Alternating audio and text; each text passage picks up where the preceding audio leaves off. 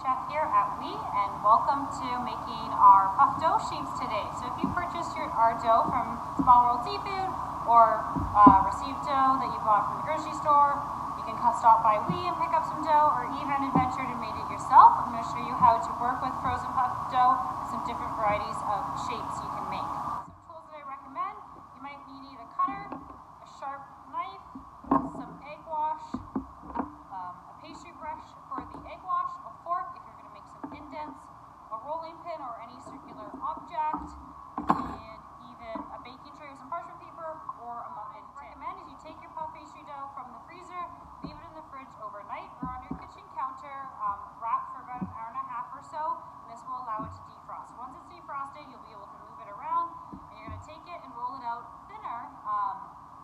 Just because right now, for the pound to fit in the bag, we rolled it a bit on the thicker side.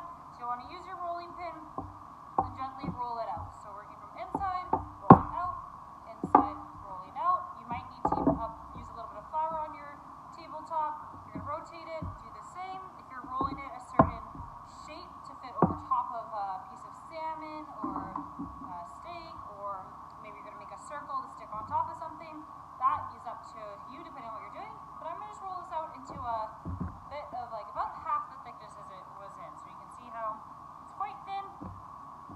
Here we go. So some different things you guys can make. I'm going to start off with taking a circle cutter. I'm going to use it to cut it out. Circle, cut a slit in it, use a little bit of egg wash on the edge. This will act as glue. Stick it on top of your container, and you can either press it into the sides using a fork, or you can pinch the edges, so you'll be called crimping. So using that finger, push in, as you can see here, crimping the edges. So use two fingers and one finger to make a point all the way around, and then you put this directly on top of the item that you want it to have a nice cover for, and then you can place it into your oven, like so. Alright, here we go. So our next one I'm going to show you guys is something pretty simple. This one is called cheese straw. So I'm going to take my puff pastry, and I'm just going to be cutting out some long strips. So I have one, and I'll show you two. Perfect. Then I'm going to take my egg wash, I'm going to brush it on top, and then I can choose if I want to use some seasoning like salt or pepper. Maybe I'll use some cheese, maybe I'll use pesto. I'm going to grab each end of the twist, and I'm going to twist to create like a ribbon texture, like so. Place it onto my baking sheet and let it rest. I'm going to repeat this. Put my cheese on, twist it up onto my baking sheet. So those are the nice like cheese straws. You can dip them in a soup. They're kind of almost like a cracker-like texture. Delicious, super easy to do, especially if you have kids involved. Another sweet option we guys can prepare is called palmiers or elephant ears. So for this one, you're going to take your egg wash on one edge, then you're going to sprinkle some cinnamon sugar. If you want to get creative, you can even do some like chocolate, but very traditional is cinnamon sugar. You can use cinnamon if you want. The other side, brush, sugar on top. Then you're going to take your rolling pin, and you're going to roll the sugar into the dough. Flip it over, repeat, roll the sugar into the dough. Then what you're going to do is working with one end, you're going to curl it in, curl, stop about halfway. Working with the other end, you're going to roll it in, till they touch each end, kind of like a carpet. You're going to flip it over, it will look like binoculars. You're going to flip it over using a sharp knife. You can cut your desired thickness of these, and when you put them on your baking tray, you're going to bake them on their side, and then like so. Perfect. Onto my baking tray. These will bake at 350 for about 8 to 12 minutes. You're going to want to see nice caramelization on the top. Once you see that, using an offset or a fork, you're going to flip them over. Don't touch the sugar with your hot hand, otherwise you'll burn your fingers. And allow the other side to caramelize ever so slightly. Don't eat these ones right away. Allow them to rest, and then you can enjoy their nice little cookie. Alright, so we got our shapes. Alright, here we go. So for this one, this is really cool. If you're going to put something inside, wrap it, and it adds a nice presence. So I have a square cutout that will be twice the size of my piece of salami. I've cut slits on one edge, and I'm going to repeat this on the other side. I don't want to cut all the way through the dough because that's where the salami will go. So I'm cutting about, I don't know, halfway down. Just how thick you cut is completely up to you. As you can see, I left space here. I'm going to put my salami in the middle, and I'm going to work from the top, and I'm going to fold down. So So top, fold it down. I'm going to crisscross them over kind of like a scarf. I'm going to repeat this process down the entire piece of dough. Top to bottom, folding, folding, folding, bringing it down, bringing it down, bringing it down, down, down, down. And then here we go. Give it a little egg wash, and you're going to bake that one away. Alright, awesome. So now this one, I'm going to use a square. With this square, I'm going to show you guys how to make some corners, and you can bake something inside. So I'm going to use my knife. I'm going to start just slightly away from the edge on both corners, and I'm going to cut a straight line. And I stop. So I'm making an indent, slightly in from one corner, cut all the way across, slightly in. Then I'm going to take my knife. I'm going to start where I've cut into this dough, and cut down, leaving and stopping, leaving some uncut dough. So connect the two, cut down.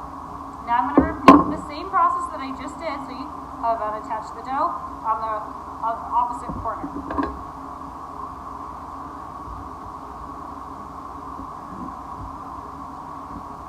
Cut and cut, and I can pull it apart. So now I have two parts like so. You guys see that? I have this square in the middle and the two edges. I'm going to lift these two edges up.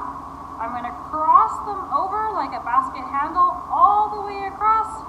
You might notice it might get a little stuck if you didn't cut quite deep enough or sharp enough. Over until I have edges on each side. So here we go. Now I've made like almost like a diamond shape. Diamond, diamond, diamond, and I cross the dough over. Perfect. You might want to apply some egg wash to help these stick. This one's really great if you have a filling, you can put it inside, or you can bake this as is and then add like a salsa, some like raw finish if you don't want it to be cooked, and eat it as an appetizer, as a meal, as an entree. It's completely up to you. So there's that shape there for you guys. Awesome. Another great one that you can do is with your square. You're going to take this. You can take your muffin mold or cupcake tin, take the square, and you're going to place it directly in top, gently place in, fold your corners over, and use this as a cup.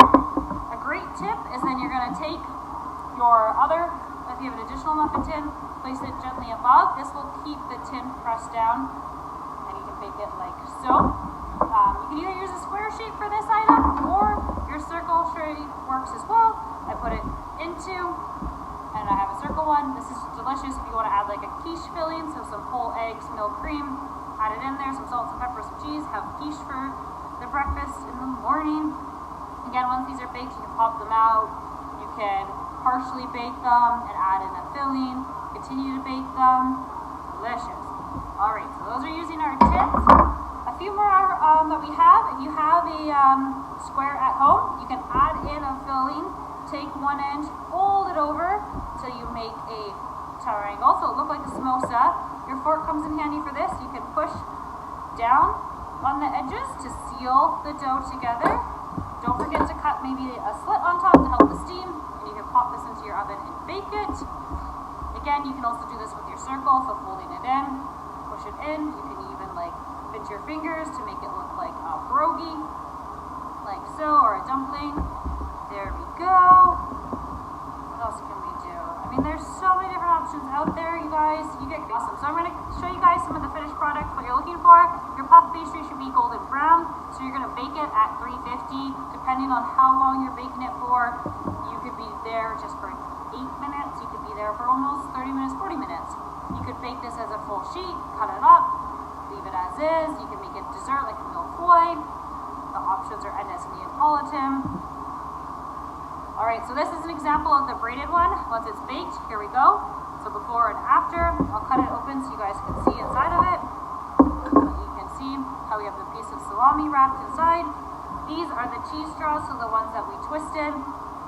Egg wash, added some cheese, twisted them up. They're delicious to dip in soup. Just eat as is. They're a great little snack. I wait to see your guys' finished products. Don't forget to tag us and have fun. Enjoy your guys' finished products. Don't forget to tag us and have fun. Enjoy.